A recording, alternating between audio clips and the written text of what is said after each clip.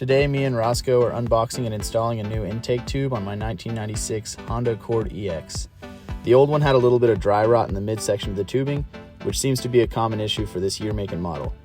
I bought this Honda about a week and a half ago for $800, so it's not really surprising that it has a few common issues. The dry rotting created a vacuum leak, giving the vehicle a little bit of a rough idle that Roscoe was not a fan of. Now that it's out of the box, let's get started. As you can see, it's a direct matchup to the existing tube aside from the makeshift repair somebody did.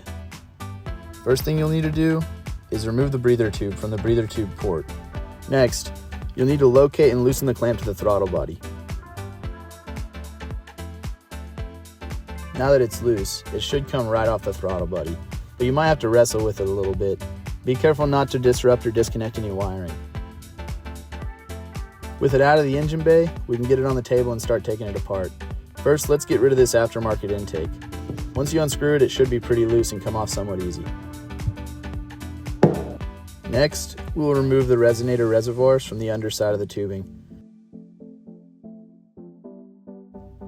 All you'll need is a simple Phillips head screwdriver. These should be really easy to remove. I did have a bit of a hard time with this piece, especially using one hand. Just try to be as simple as possible whenever you're removing the nipple from the reservoir side so that you don't damage either part.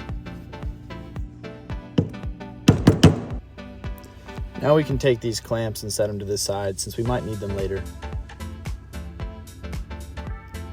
After that, we can finally get rid of this old intake tube. We didn't end up needing the clamps since this one came with clamps, so we'll just set them aside and use them for a different project. These are a really simple reinstall exactly the same way that they came off.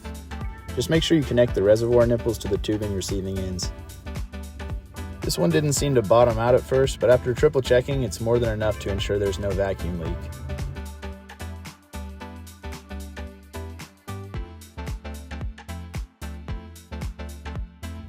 We'll definitely need to remove this metal dowel later, but for now, let's get it back in the engine bay.